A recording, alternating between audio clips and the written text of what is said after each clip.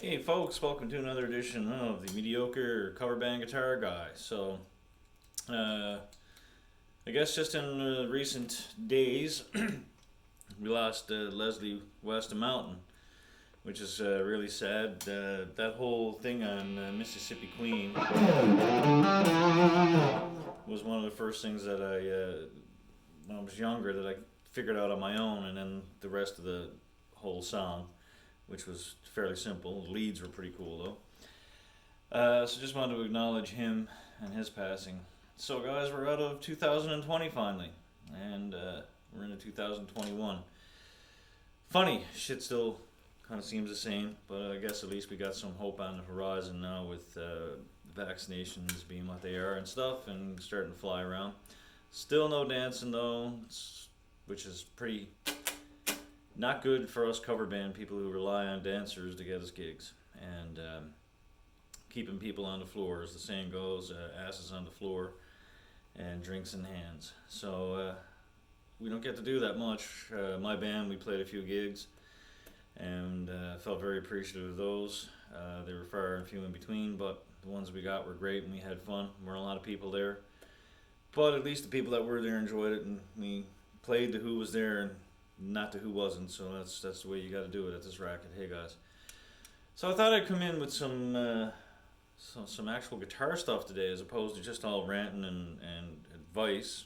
And it's still a little bit of advice, but just some little tricks to sort of, not, I don't know if captivate would be the right word, but to sort of entice the crowd when you're into something. Like, I'll give you an example of like just something like, but people, believe it or not, when you're playing a lead or playing something cool like a riff, what usually sticks out to people is the repetition. That's why a really cool riff that somebody hears, that's why it sticks out. It's not so much that it was cool in the first place. Yes, it was cool, but the biggest thing is that people like repetition. So when you play a line in something and you repeat it, people actually notice it. And I had a guitar teacher tell me this, because believe it or not, I did have a guitar teacher for a little while.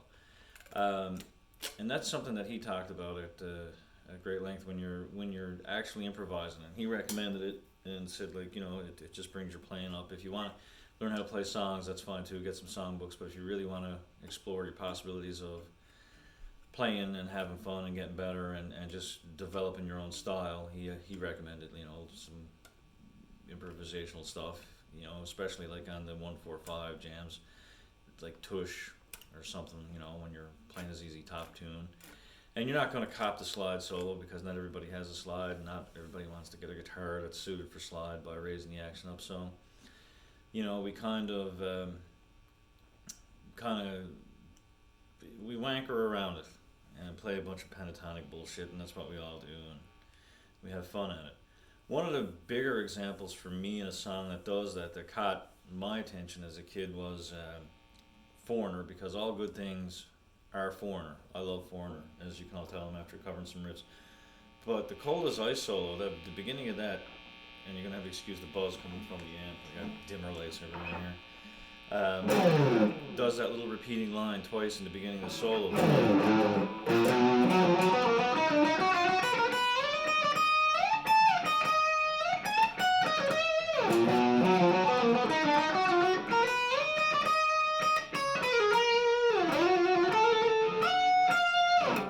does that part. The does that twice, and you got to give it to Mick Jones. He's a good guitar player. Les Paul, Marshall, bare bones guy, but even in its simplicity, it was a brilliant little piece. And like I said, it grabbed me when I was a teenager and I wasn't even playing guitar. I was like, or lead guitar. It was like that sounded really cool. And then when you learn that it's actually not that complicated, it's pretty good. And it's the same thing with a lot of musical ideas. These little musical jazz players, play certain little jazzy motifs, and a lot of metal guys is where they'll play the same thing, but they'll play it in different octaves over the next. So you might get like a, once again, you have to excuse the buzz.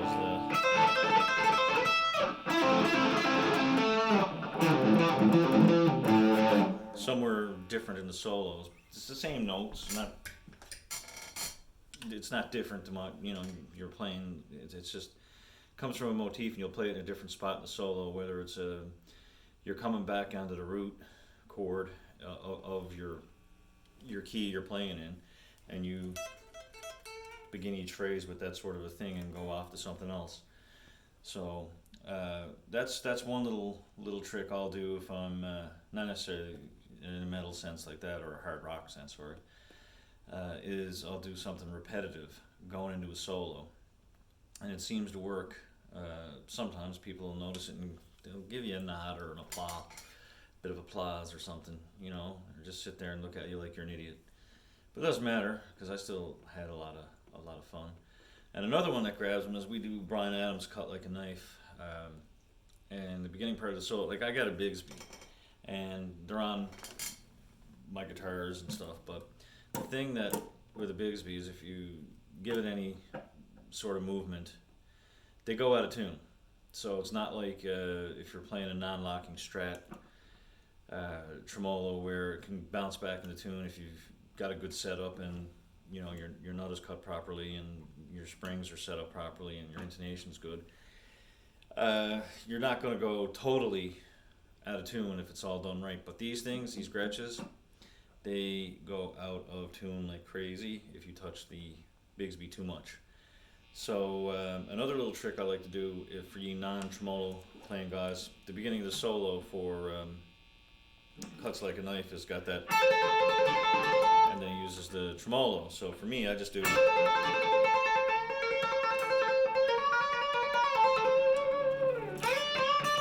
So, oh yeah, okay. So I usually go for that and just bend the string up so it's more like bend it up from behind the actual position you're playing it in. The song is in D, so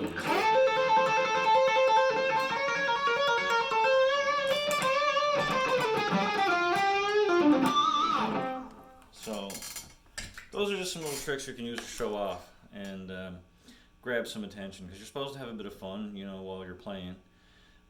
So that'll go right in with the pick scrapes, and remember those are cool. I like doing those too. I was my very first video, April of last year.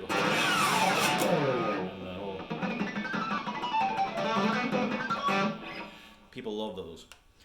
So anyway, guys, I'll end this the same way I end them all, and just ask everybody to show a bit of support. Venues are dying. They were in hard shape before COVID, and it's even getting worse now. A lot of venues are not, that were bringing some bands back, they're not now. They're done with it, and it's really too bad. Maybe, and like I said, I think I'm down to 5 people now, because I feel like I lost some people. Maybe our small community need to write some letters, or whatever people do now. Send some emails, make some phone calls, kick up a stink, and try to get some help. I don't have any answers for everything, obviously. I just sit here with my mediocrity and do these little videos. But maybe it's time that the music community here in Newfoundland starts to speak out, and I'm it's hard not to bash them and whatever, but Music NL needs to step up a little bit and work with government as well to try and do things. But a lot of the acts that work with Music NL, they're keeping a lot of their gigs because they're not playing dance bars. and the restrictions on dancing right now are really strict.